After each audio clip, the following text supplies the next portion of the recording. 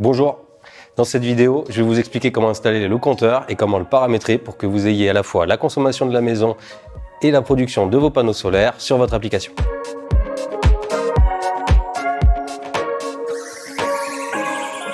Maintenant, on va regarder comment installer le compteur. Pensez bien à couper toute l'électricité. Et comme vous pouvez voir, moi sur la maquette, aujourd'hui je crée rien, c'est débranché. Une fois que vous avez positionné le compteur sur le ride-in, vous allez câbler l'alimentation électrique.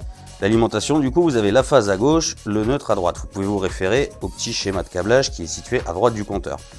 Et l'alimentation, vous allez du coup directement vous câbler sur les borniers de répartition, où vous avez l'arrivée EDF directement en provenance du disjoncteur d'abonnés. Vous avez la réinjection photovoltaïque qui provient du coffret AC et vous avez l'alimentation électrique de la maison. Ensuite, on passe à la partie relevé de consommation. On va venir mettre la pince ampère-métrique autour de l'arrivée EDF avec la flèche dirigée vers EDF. On va venir câbler en bas du compteur le petit câble blanc sur le bornier 5, le petit câble bleu sur le bornier 6. En général, tout est indiqué sur le câble de la pince ampère-métrique. Et pour la partie communication mode bus avec la passerelle russe, on va venir se brancher sur le bornier en 24 et 25 avec la tresse à la terre, bien évidemment. Maintenant qu'on a fini le câblage de l'alimentation du compteur et de la pince ampère-métrique, on va passer à l'aspect communication. On peut tirer un câble jusqu'à 200 mètres de longueur entre le compteur et la passerelle russe. Et pour ne pas se tromper au niveau du câblage, on va se référer au code couleur. Ici, on a mis sur le bornier 24 à gauche le câble marron et sur le bornier 25 à droite le câble blanc. Quand on est en face de la passerelle, on va venir faire pareil. Tout à gauche, on va avoir le câble marron, juste à sa droite, le câble blanc, et sur les deux dernières bornes du bornier vert, on va venir faire un pont.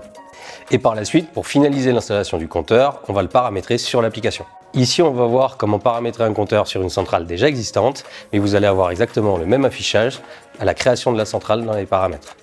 Donc pour commencer, vous allez vous connecter à votre application installateur. Quand vous arrivez sur la page d'accueil, vous avez la liste de vos centrales. À droite, vous avez le crayon et les trois petits points. Ici, vous allez cliquer sur le crayon. Une fois arrivé dans les modifications de la centrale, vous allez cliquer sur paramètres. Ici, tout en haut, vous avez gestion des exportations. Vous cochez gestion des exportations. Ça vous amène du coup sur les paramètres à rentrer. Vous avez le type de réseau à sélectionner, soit réseau monophasé, soit réseau triphasé. Ici, moi, je suis en monophasé. Ensuite, l'emplacement du compteur, vous allez obligatoirement choisir le compteur de réseau B.